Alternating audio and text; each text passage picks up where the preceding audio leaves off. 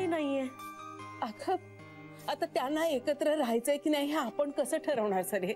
आपण सांगूया, बोलूया. कुणाला सांगूया सरे? कोणाशी बोलूया? आणि कोण ऐकतंय आपलं?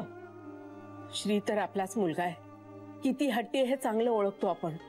त्या ताईंची तब्येत ही अशी, आपण एरवी कधी त्यांच्या शब्दाबाहेर नव्हतो. आता तर प्रश्नच नाही. आणि जान्हवी ती कधी या घरची झाली होती की नाही असाच प्रश्न पडतो हल्ली मला. हे मात्र खरंय. सगळं संपल्यासारखं वाटतंय.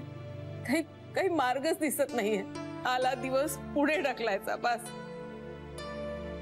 दुसरं काहीच नाही आपल्या हातात. बस एवढंच.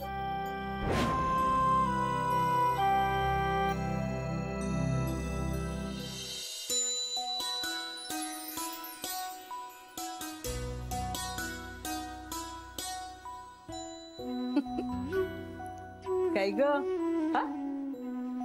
आज बघा ना किती प्रसन्न दिसतंय सगळं. माझी बाय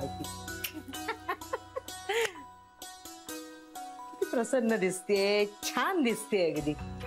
काय ग कशामुळे? अगं कशाहीमुळे का असे ना, पण जानू आज छान दिसते एवढं मात्र नक्की. कशामुळे म्हणजे काय म्हणताय? दिवस गेलेल्या मुली छानच दिसतात. आता तुम्हाला वाटेल की मी पुन्हा बोलतेय म्हणून, खरं सांगते सासरची कटकट नाहीये. अहो 6 सासवांशी जुळवून घेणं म्हणजे काय सोपी गोष्ट नाहीये ती. अहो एक सुद्धा झेपत नाही एखादीला.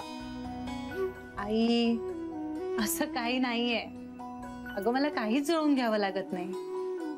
खरं तर त्या सगळ्या जणींना घ्या हे असं असतं हिचं. अगं मी तुझ्या बाजूने बोलते, तुझं कौतुक करते, पण तू आपली त्यांचीच बाजू घेतेस. त्यांनी कितीही जोराने जरी तुला मारलं ना तरी तू त्यांचंच कौतुक करशील.